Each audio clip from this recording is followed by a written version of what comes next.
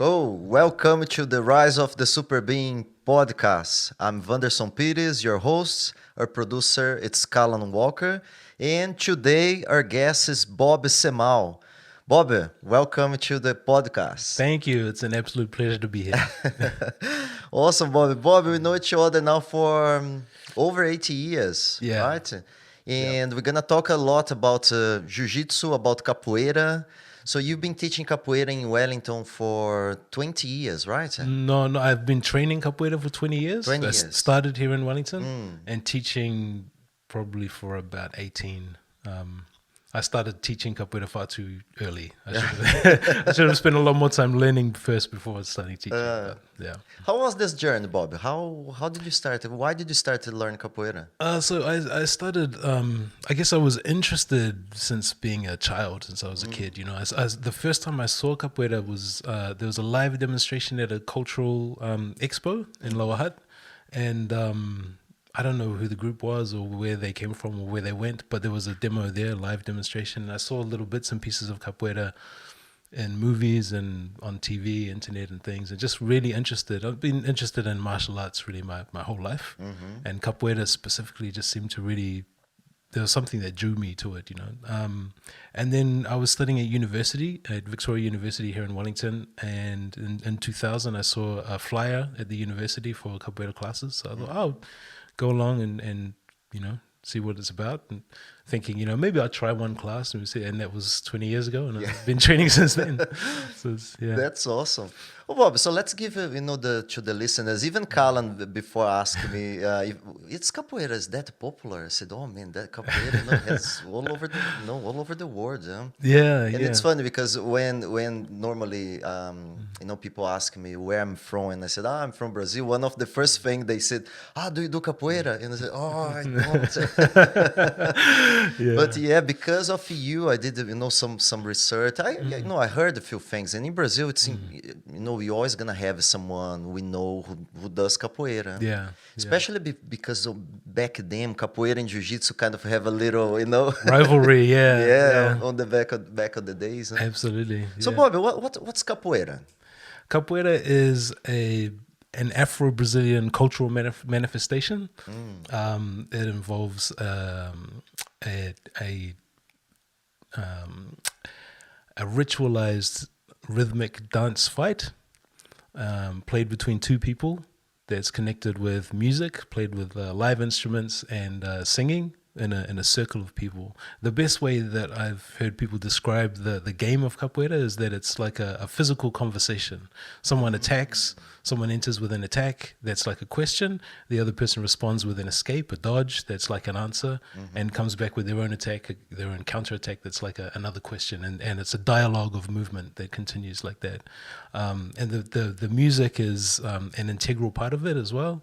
The singing, the songs provide context to the game. Sometimes the person who's leading the song will be commenting on what's happening in the game, or incentivizing the game to get more exciting for them to challenge each other more. A lot of the time it's talking about the history of capoeira, about the where capoeira is from, and important past events and things in capoeira. So it's all interconnected between the music and the movement, all happening together at once. So that's the best sort of summary description I can give of and the music is so beautiful, so interesting. The lyrics, huh? Right, yeah. There's a lot of sort of metaphor in capoeira and the lyrics and things. So it's very rare that people will describe something explicitly. They'll tell a story about something, or tell a metaphor about the game. So they're saying something about my machete hit down low and the banana tree fell over, talking about someone sweeping the other person to the ground, these sorts of things. So it's, yeah. That's awesome. What's your favorite song in capoeira? What's the favorite story? That's very difficult for me to answer. There are so many songs, old songs, new songs. People writing new songs all the time. I don't think I could choose a favorite, to be honest. Though I think I told you about one recently, which was there's a song, one of the ladainhas. So a few different types of songs in capoeira. Ladainha is the song that's sung as a solo song at the beginning of a roda. So when we come together in a circle, the music begins, and the person leading the roda will start with a solo song. And they just sing for a little, and sometimes, again, telling story of capoeira history, talking about important people in the past of capoeira, or telling the players who are about to begin what sort of game they want them to play, that sort of thing. And one of those just that comes to mind when you say that is by Contra-Mestre Alan, who's part of the group that I'm a part of in Brazil, and about the toucan, the tucano and the benchivi, the toucan and the little bird. I don't know if you remember. Yeah. And so the toucan is there, singing away, and very proud of its beautiful colors, its big beak and everything. And the benchivi, I don't know if there's an English word for benchivi, but a little bird. The other little bird is sort of paying attention, listening, and tried to say something, but the toucan was too noisy, too involved in wanting to, sing about its own beauty, that it didn't hear the hunter who arrived there to capture the birds. And the toucan was captured, and today it's imprisoned, and its prison is its own vanity. So, that's so beautiful. Yeah. That's so interesting. Yeah, I remember you told me this one. Yeah. And Bob, the first time I met you I was work at Mari Mari, on the door, and Brian introduced us. And I thought you were Brazilian because your Portuguese it's way better than my English. Thank you. I mean, Portuguese. I really only started learning Portuguese through capoeira, because all of the songs are in Portuguese, and you need to start to learn how to at least sing them. And every time I learned a song, I wanted to learn the meaning of the song. And so that's the base of where my Portuguese came from. And then later I picked up more just through talking to people, and especially in traveling to Brazil and talking to people in there. And, so tell a little bit about this journey. So you've been in Brazil 3 times already. Yeah. So after training in capoeira for, I think it was about 4 years, to 2004. I went to Brazil for the first time because I specifically to train in capoeira, and it was a big jump into the deep end of the pool. At the time, 2004, there was no YouTube or Google Maps or Google Translate. So I went there with my broken Portuguese, just knowing how to sing a few songs and trying to get along, and very few connections with my wife, who at the time was my girlfriend, but we went there together, and that was, I think, the biggest turning point in my capoeira and going towards the style of capoeira that I play now, Capoeira Angola. Was seeing Capoeira Angola in the city of Salvador in Brazil, Bahia, and once I saw it, I just fell in love with that specific style of capoeira. It was, I was mesmerized with the way that they played the game. It's something that I really can't put into words about it, but it's so very deeply connected to the history of capoeira and to where capoeira comes from, the struggle that it's all a part of, and that's what led me into the to the path that I'm on now, which is all about Capoeira Angola, and officially 3 years ago joining the group that I'm a part of now, the Capoeira Angola group. So talk about Capoeira Angola. So Capoeira Angola from Messi Pastinha, right? Yeah. So and the regional, it's from Messi Bimba. So can you explain for us the difference of those absolutely. two styles? Huh? Yeah, sure. So I guess in the 19th century and the earlier part of the 20th century, it was all just considered capoeira, and it was prohibited. It was specifically illegal, written into law. It was illegal to practice capoeira, to play capoeira.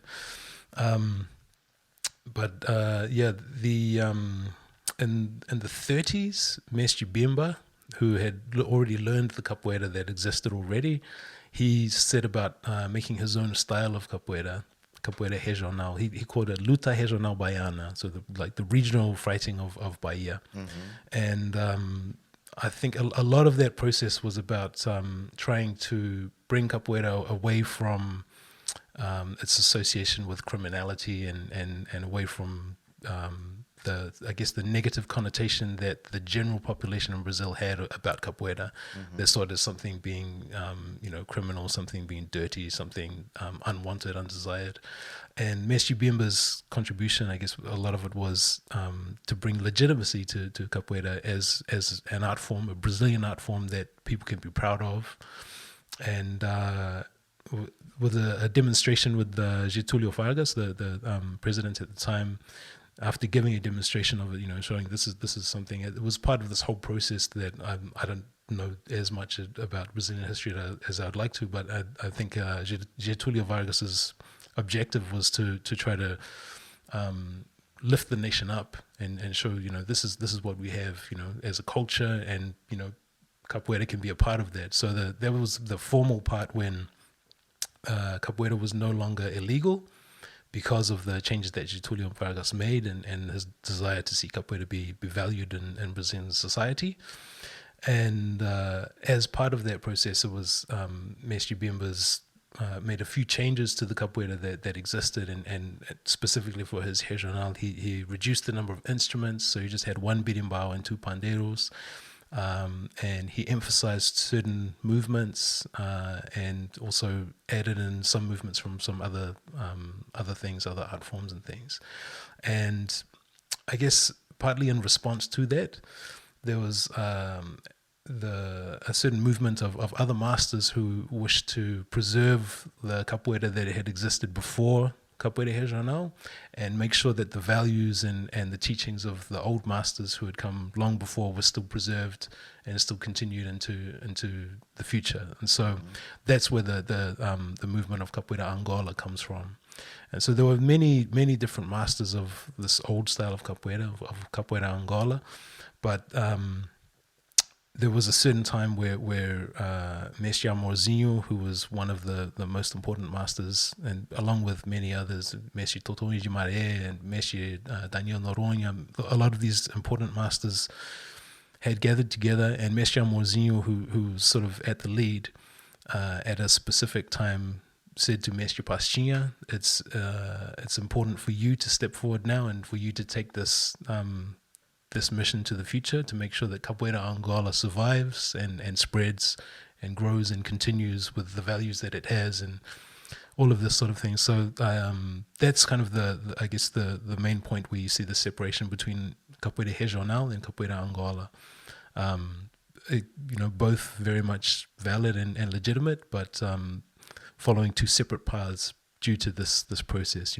Regional wanting to see Capoeira be valued as a piece of Brazilian culture and as an art form, and Angola wanting to make sure that the old values are not lost. That's so interesting. And even doing my research, they talk about because there's this discussion of it's capoeira from Africa, from Brazil, but they have lots of kind of little ideas of the mix with the indigenous people. They're already kind of doing something similar, and with the Africans coming to Brazil to work on the big farms and mix those cultures. They become even the word capoeira we were talking before. So some people say it's a bird, right? Yeah. Or right. mato raso. Can you please explain?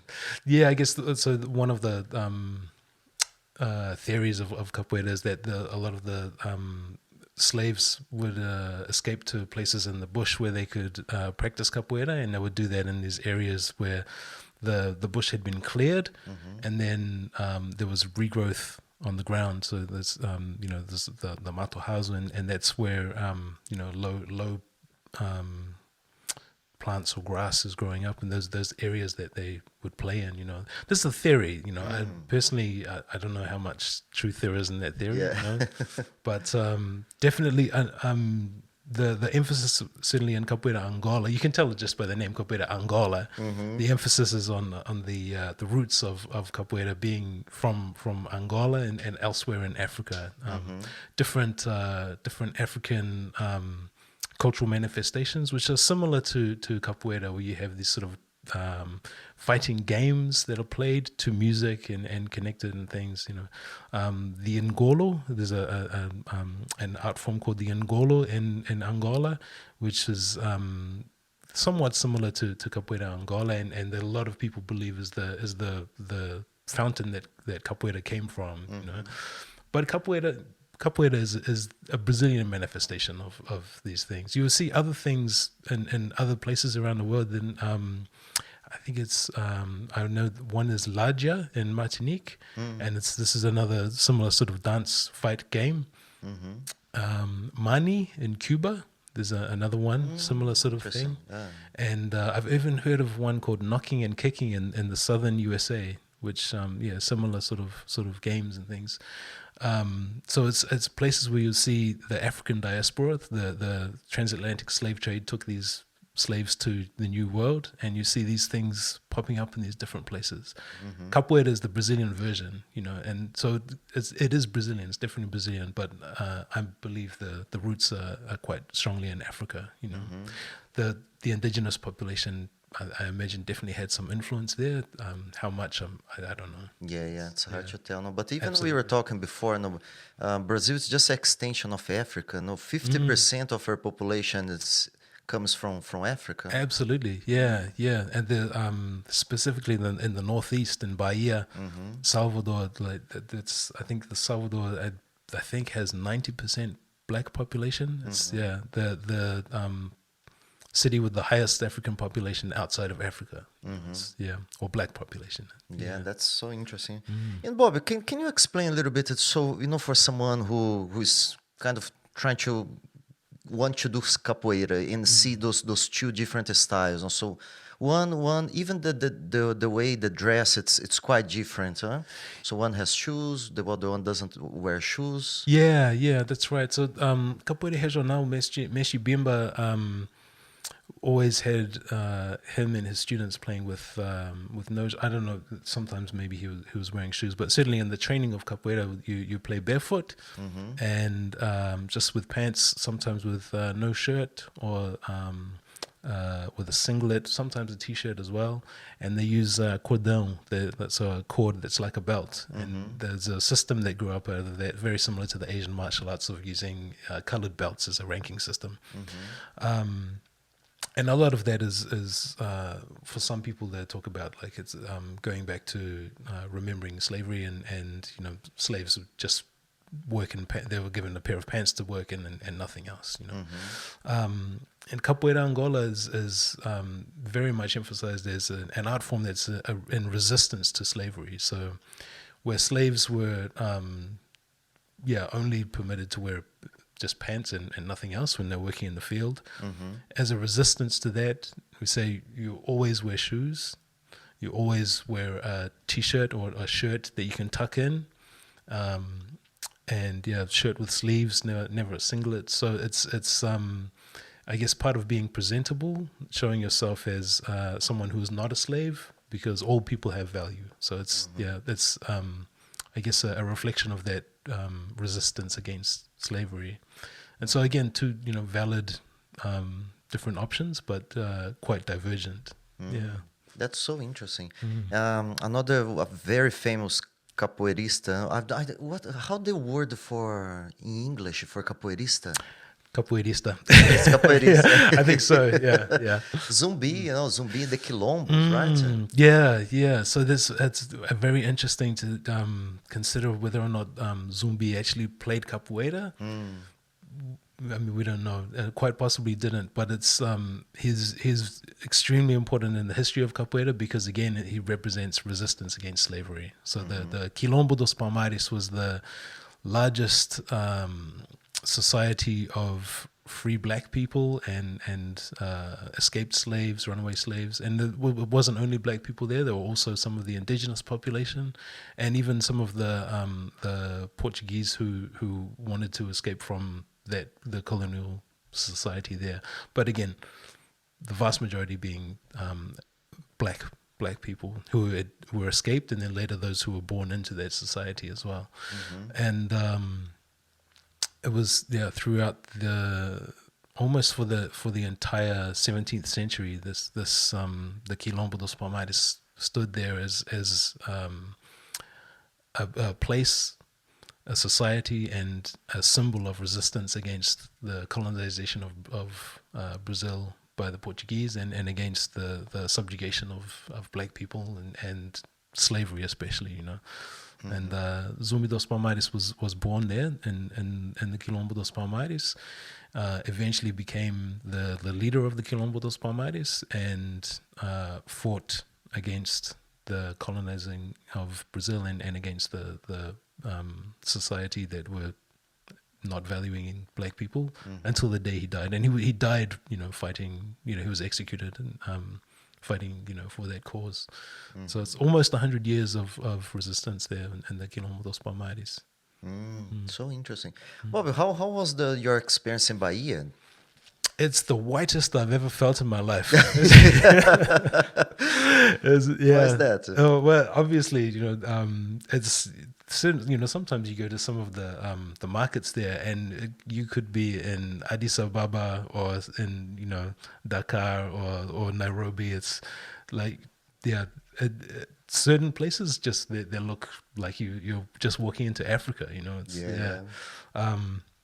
It's so interesting because we thought. Oh, sorry, just to interrupt. The other day, talking to a friend, you know, we talk about comparing, you know, talk about racism in America. You know, so in America, the Afro population is 15%, you know, compared to 50% in Brazil. You know? So the amount of racism in Brazil, it's unbelievable. No? It's a massive one. Yeah. But yeah, it was a shock. You know, what was your first trip overseas? Overseas? No. So I had in high school I studied Japanese, and I had the chance to go to Japan for 2 weeks. Oh, really? Yeah. Oh, that's interesting. That was another culture shock. Yeah.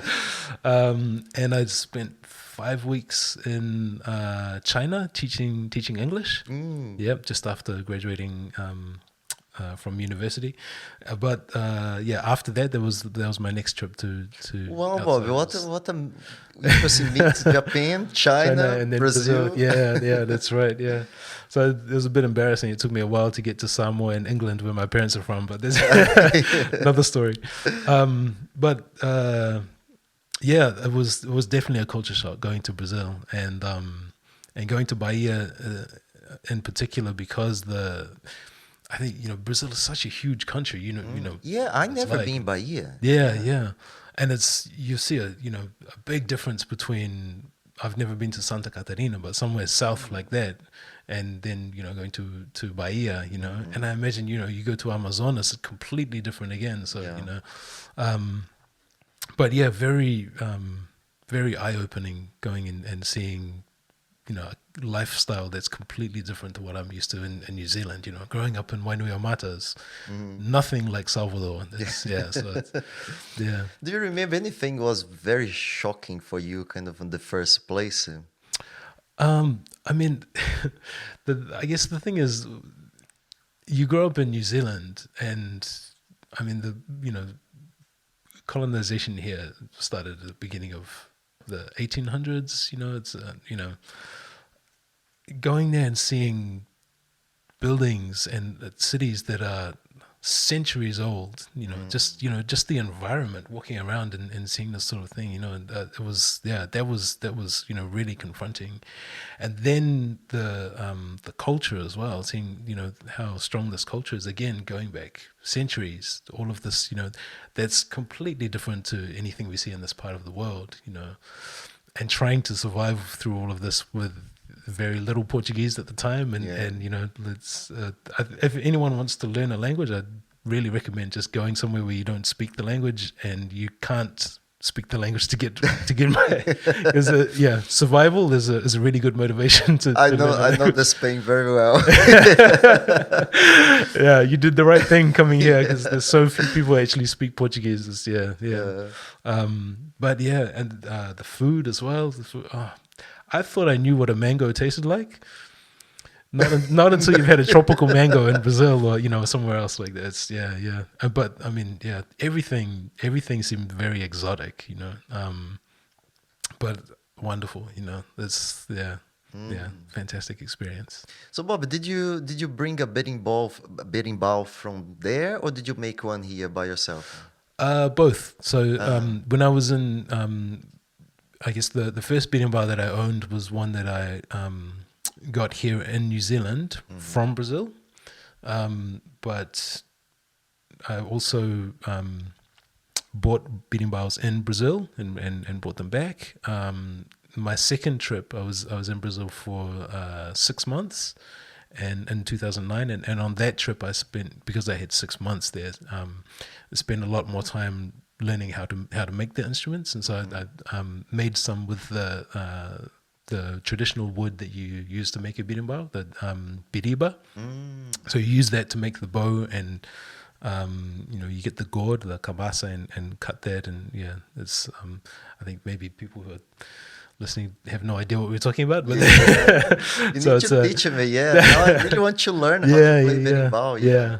So it's I guess the sort of similar to what we were talking about with different dance fight games played throughout different places. You'll find different musical bows throughout the world, and the berimbau is the Brazilian incarnation of the African musical bow, and so we spent a bit of time, learning how to make these, and brought those ones that I made back, and then since then we have also made some here in New Zealand using New Zealand wood, using manuka, and so it's it's possible to make it with local materials as well. It's and sound similar.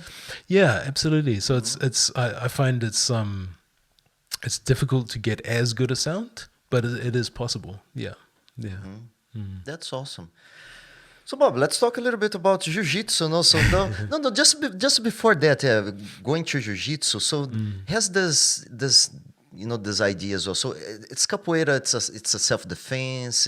How do you define in this sense? It's a self-defense, or it's a dance, or it's a physical exercise. What's your views absolutely. on that? So, personally, I find it doesn't fit neatly into any of these categories. So people say, like, capoeira is a dance. Like, well, is there any other dance where you would kick someone in the face? Probably not. So it's probably doesn't really fit well as a dance, Yeah. I love that. But then they say, well, capoeira is a martial art. Is there any other martial art where you have to learn how to sing in a foreign language? Good point. Probably not, Oh, man, I never thought about those things. That's so interesting. Oh, you think, well, maybe, capoeira is it's a physical activity, it is, but, if you go into the gym and you see people running on the treadmill, you see people lifting weights, unless you've got a gym that teaches capoeira, you're not usually going to see people, standing on their heads and kicking towards each other and things. So it's it's I don't think it fits nicely into any of these categories. It is its own thing that stands there by itself. That's so awesome. That's super cool. And Bobby, how was this transition from capoeira to jiu-jitsu? I guess I was interested in jiu-jitsu. Interested in all martial arts, and still am to this day. I'm fascinated seeing lots of different styles of martial arts, and jiu-jitsu, I guess, was something completely different to capoeira. There's certainly no grappling in the style of jiu-jitsu that I do. No grappling whatsoever. It's seen as very bad form if you grab hold of someone in a game of capoeira Angola. So it's the complete opposite of what I do in capoeira. But I was interested for a long time just in seeing it and things, and talking about it with my brothers. I have two brothers, both interested in martial arts as well. And I heard an interview with Henna Gracie, I think was the one, and he was talking about the Gracie Academy they have online with learning online, and made a very good sales pitch for learning jiu-jitsu, and say, they're great for that, and absolutely, they're awesome. Yeah, they know how to do it. Totally. And said, like, you can go on, you learn for free, and we've got this free introduction. You do all of this, and you can get to know the real essence and power of jiu-jitsu, and you invest nothing at the beginning, no cost, and we guarantee you'll be hooked. I thought, oh, that's interesting. And so I went online and I saw it, and they say, free to do this. I had a look at some of the free videos they had and things. I was like, right. And then, so you need someone to do this with. You can't do it by yourself. So I thought, okay, well, so who can I get to do it with?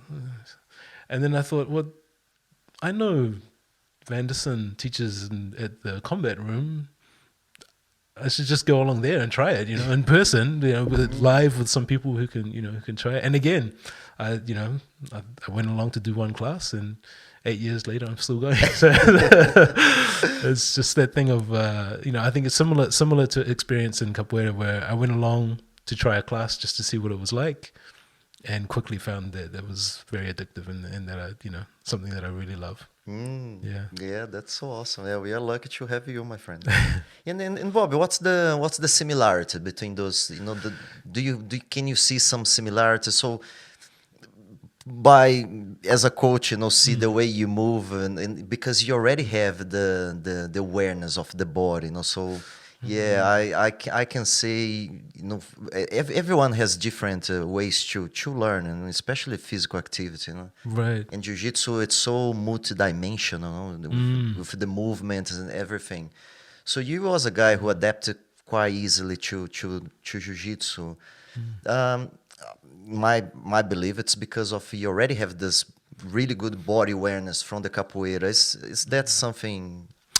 Yeah, I guess Do you agree? Some people have said that sort of thing, and I think it probably has helped, especially with coordination, flexibility, timing, maybe balance, timing, hopefully. But it's very hard for me to tell, because my own experience is only knowing what it's like to come to jiu-jitsu with a background in capoeira already for over a decade when I started jiu-jitsu. So I don't know what it's like to come into jiu-jitsu without knowing capoeira first, without that ability. But I think it does. I think jiu-jitsu and capoeira both obviously help to develop your physical fitness, your strength, stamina, flexibility, those sorts of things. But I think deeper than that, the common thing about jiu-jitsu and capoeira, the main similarity that I think is that they're endless, lifelong pursuits. How long have you been doing jiu-jitsu for now? 26 years. 26 years, yeah. Are you finished? So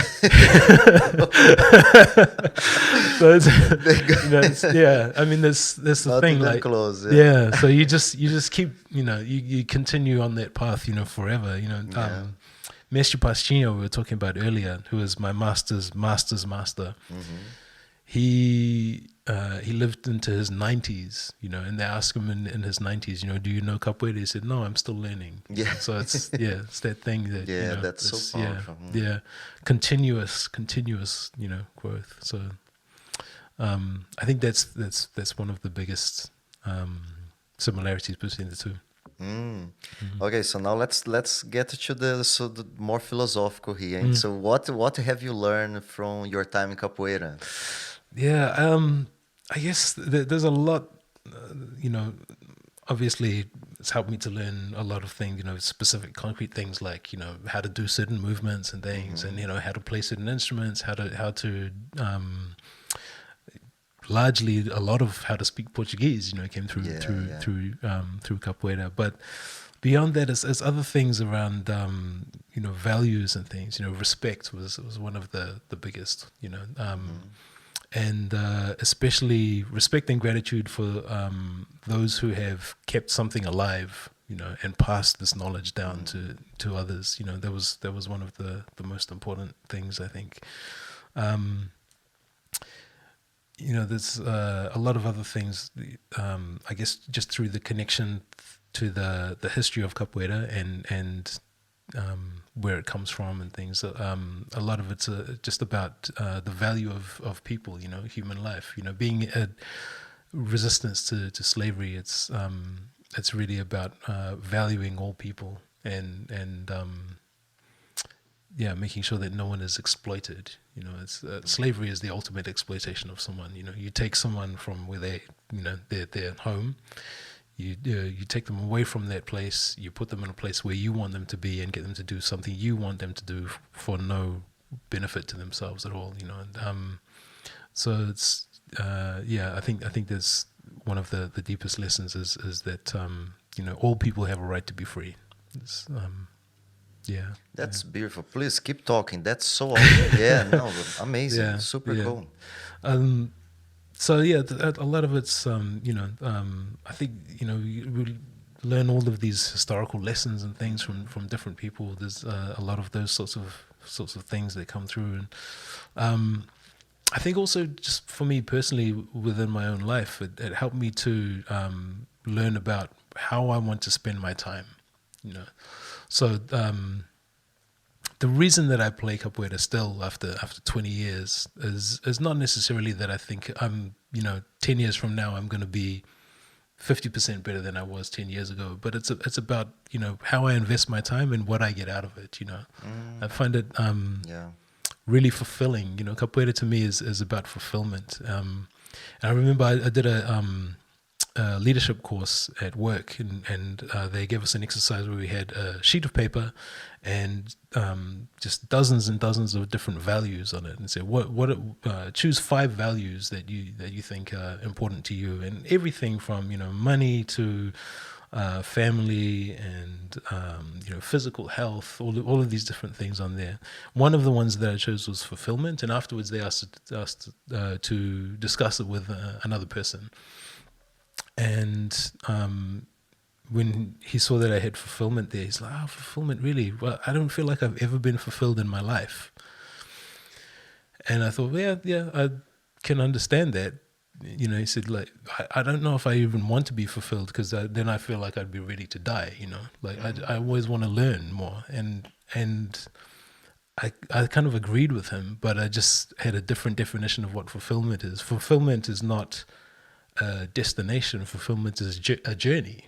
So you want to keep learning all the time and keep absorbing these things, and that's what I feel like I get from capoeira is this fulfillment. I'm constantly learning. It's, again, as we said before, an endless path. And I think one of the reasons that I find it so fulfilling is because you're engaged on so many different levels. So you can spend your time, you can enjoy yourself doing all sorts of different things, you know, just watching Netflix at home by yourself. But it's just surface level entertainment, you know. Once you get into something deeper, that I believe anyway, something like capoeira, then you're engaged mentally, you know, because you have to think carefully about what you're doing. You're engaged physically because it's, you know, it's a physical pursuit. You're engaged socially because you have to do it with other people. You can't do it by yourself, you know. You know, even spiritually, like you're engaged because you're, you know, again, it's connected to the values that you learn, and you know, certainly the values that I've adopted in terms of, you know, believing that all people have value, and let's do something that's, you know, worthwhile and worth your time, you know. So yeah, I think that was it for me, is finding something that is so engaging on so many different levels, and that brings fulfillment to my life. So, you know, whether I am twice as good as I am now in 20 years time, or whether I'm 10% better, I'm going to fulfill myself. I'm going to fulfill my life with continuing this, you know, this passion. So yeah. Oh, yeah. Bob, that's awesome. Man. That's super cool. I love that. Yeah. And Bob, and now the same question about jiu-jitsu. So yeah, well, what certainly did you learn from? Certainly, again, you know, specific things. You know, a lot about self-defense. You know, how to protect yourself if you get into some sort of altercation, and you know, how to protect yourself, how to stop an attacker. You know, these obviously some things. Again, fitness and you know, flexibility and strength and all of these things. But the same thing of fulfillment. You know, again, jiu-jitsu, you have to be physically engaged, you have to be mentally engaged, you have to be socially engaged. You can't do it by yourself, you know. So again, it's that fulfillment that comes from something that's engaging on so many different levels, you know. And if you don't mind me complimenting you, you know, coming to the combat room where you talk about more than just the physical jiu-jitsu, and you talk about mindfulness and these other things. That's again spiritually engaged. You get on a deeper level as well. So I think this is the main thing for me. In terms of what I gain for it, it's again fulfillment. You know, that's what I've learned. This is how personally I can live my life in a fulfilling way. That's so awesome, Bob. That's super cool. Now talk about that. One thing now became a joke with Emily and I was once, I think it was during the lockdown, and I sent a text to you guys. Yeah. With a text, you know. So I always send my texts. Now, you know, true. And it was funny because your wife told you off. You know, it was on your phone, and you said. You know, I'm just reading Vanderson text, and she said, let me guess, it's something about how to be present. Exactly. That day I realized, I said, okay, I became that guy. But you know, the reason why that was funny for me was because I was reading this article that you'd sent about, like, you know, being present and making sure that, you know, the people in your life really matter to you. And I was reading that on my phone while my wife and kids were playing over here. Like, okay, maybe put the phone down and spend some time with your wife and kids, you know. Well, Bobby, talk about that, my friend. You know, in 8 years now, you know, so I've been watching you growing, and you know, you change jobs a few times, and of course, your family. It's different than before. Absolutely, so I have two kids. So how does this balance? You know, how can you manage this balance, and also knowing, you know, a little bit of, you know, your wife. She's too, you know, fulfillment herself as well with, you know, her activities. She's really engaged with batucada. You know, so she's still doing things. So how's this balance between having, you know, full-time job, you know, relationship, of course, plus 2 kids, and also to be able to, doing capoeira, doing jiu-jitsu. How's that possible, Warren? It's a struggle. It's always a challenge, really. That's and I guess the most important thing for us is communication. You know, we need to stay in touch with each other and make sure that, you know, we might need to change things a little bit here and there, and you know, maybe I'm gonna have to miss this to go and see that. But it's really for me personally, this whole challenge of trying to make sure you have time for the things that you love is just about communicating that with the people that make that decision. So that's, you know, primarily with my wife, and then you know, knowing that I, you know, now and then I might have to send you a text to let you know that I can't make it to training, you know. But I think largely it's just about knowing that, you know, there are sacrifices in life that you have to make, you know. And so I mean, for me, the main things in my life that I get the most out of are family, capoeira, and jiu-jitsu. And so if I'm going to miss time with one of those things, then it should probably be with one of the others, you know. So I only want to sacrifice something that I love for something else that I love. So that's really the challenge, is just to try to make sure that there's time and all of those things. I remember when my wife was pregnant with our first child, we had a visiting guest here from Brazil teaching capoeira, and I know that he's got 2 children of his own. And I asked him, like, you know, how was it to try to find the time for training when you're balancing that with work and then home life as well and all these things? And he said to me, how many hours are there in a week? And I sort of calculated it, and I can't remember, but it's 160 something, you know. And he said, okay, how can you not spend 6 of those training? And I thought, good point. Yeah. So it's just about knowing that, you know, you have lots of time, and, you know, even if you have, you know, 3 priorities, you can spread it around as long as you find that time and try to establish a routine, you know. So right now my routine for jiu-jitsu is I train on Wednesday nights and Saturday mornings, and I just try to make sure that I get those 2 in. And if for some reason something else comes up and I have to miss one of those, I try to make it up another time. So it's just about juggling and balancing things, you know, for me personally, you know, and knowing certainly in a relationship with my wife, if I'm going to do that, I have to make sure she has the chance to do that as well. Yeah. So, you know, if she's wanting to go along to this dance class, then, you know, we have to find, you know, how does that fit in our schedule, and just make sure that, you know, we're not going to leave our children alone to starve. So it's, yeah, generally. That's awesome, Bob. That's super cool. So, Bob, normally now we have this new section of the podcast, you know, embrace the chaos. But yeah, with you, we're gonna change a little bit because, you know, you're one of the, you know, you are solid listeners. Maybe the only one listen to the podcast. Not even my mom listens. She cannot even speak English.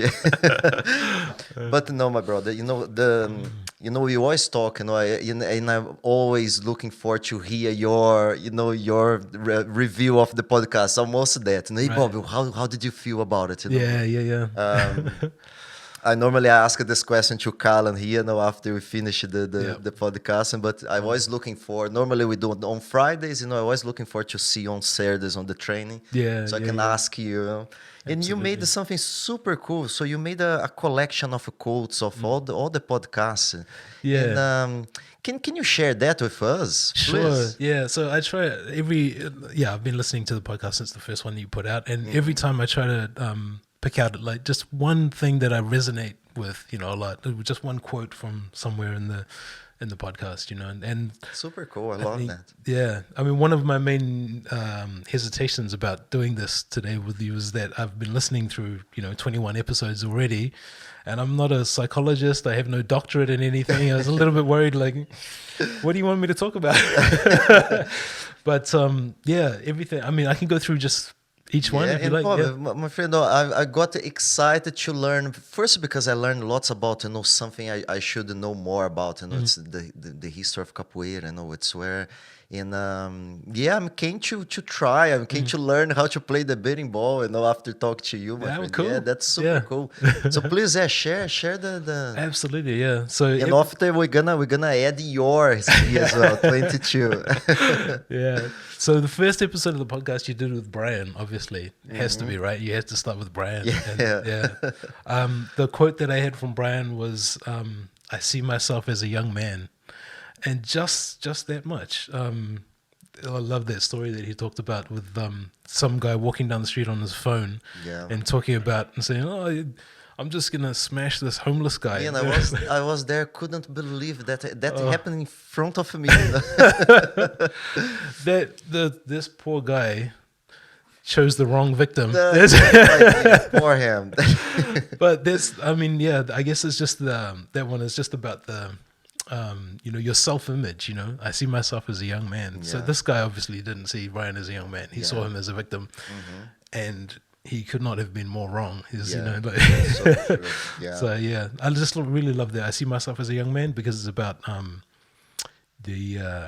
positive self-image. Yeah, love that one. Episode 2, Dr. Ian.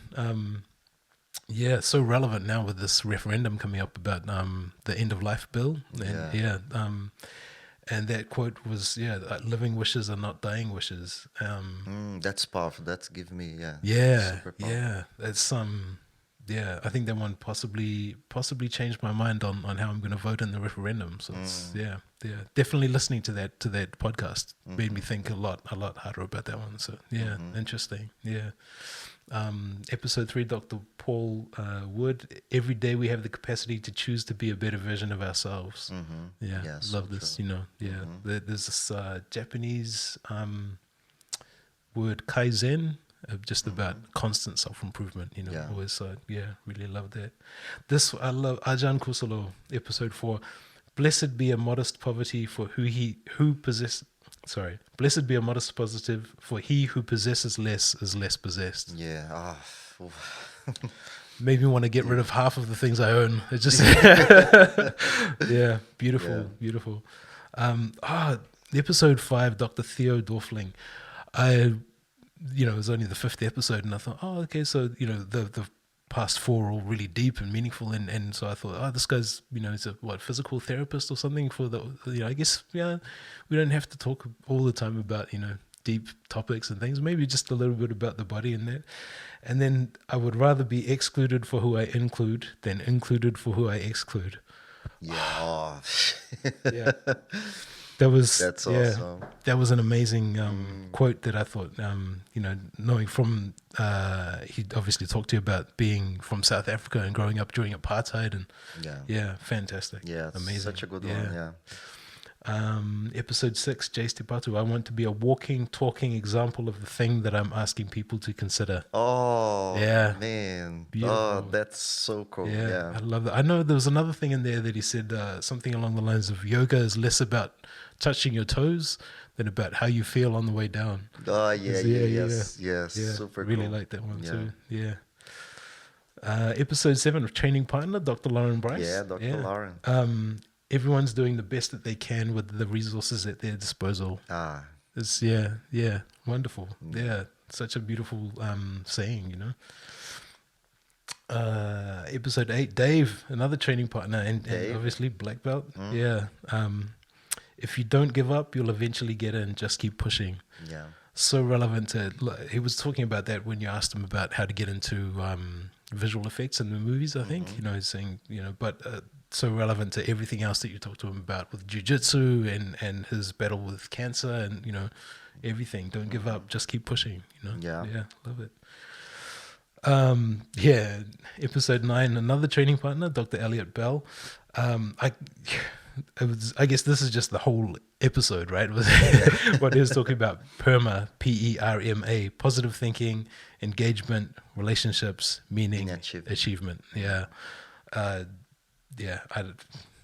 watch the episode. Can't recommend enough. Yeah, totally. Yeah.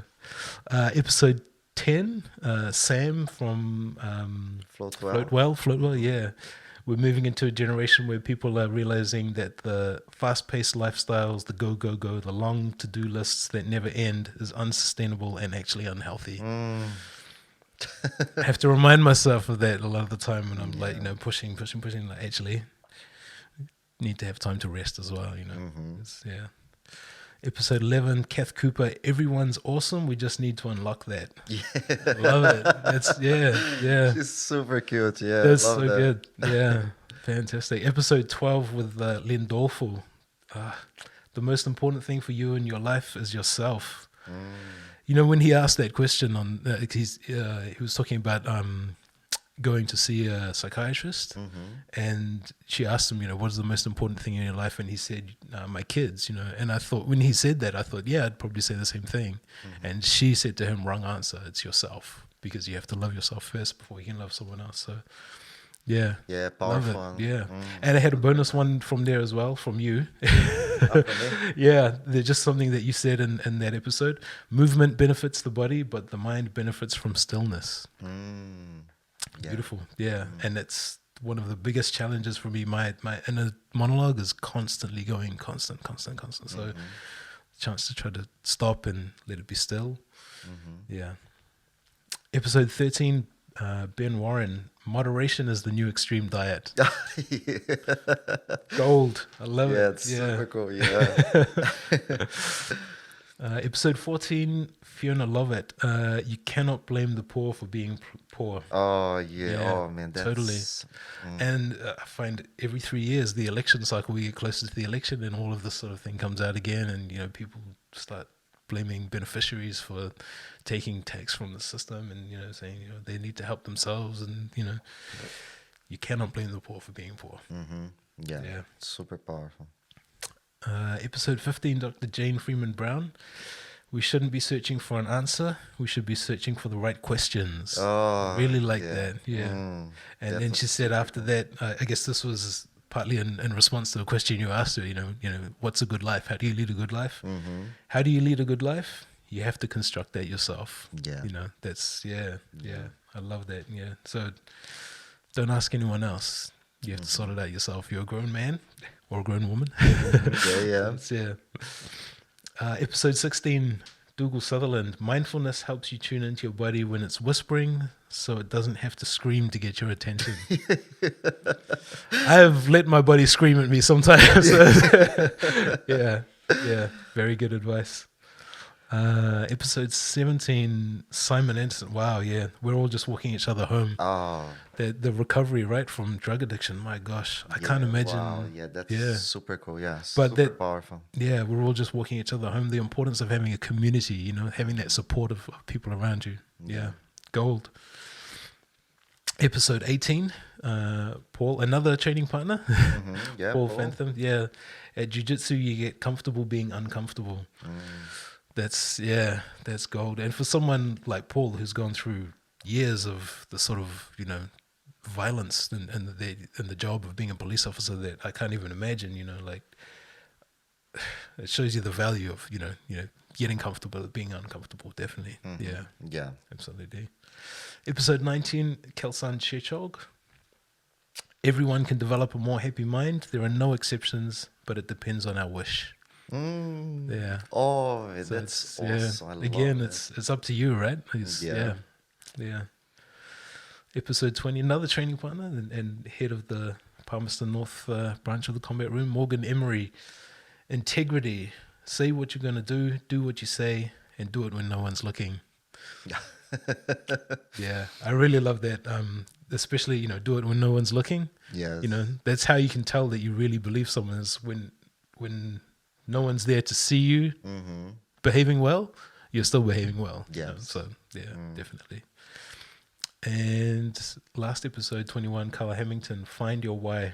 Yeah, 3 syllables, the shortest quote there, but so important. You know, why are you doing what you're doing? You know, or why are you going to do something that you want to take on? You know, a new challenge that you have to do. Find why. Why do you want to do it? And that'll be your energy to accomplish your task. You know. So, yeah. Oh, my brother, that's so cool. So, Bobby, my friend, thank you so much. Yeah, I love this conversation. Yeah, this awesome episode. And just before we finish, Bobby, can you please tell how people can find you to learn capoeira? Sure. Yeah. So the easiest way is you just go to our website, www.capoeiraangola.co.nz.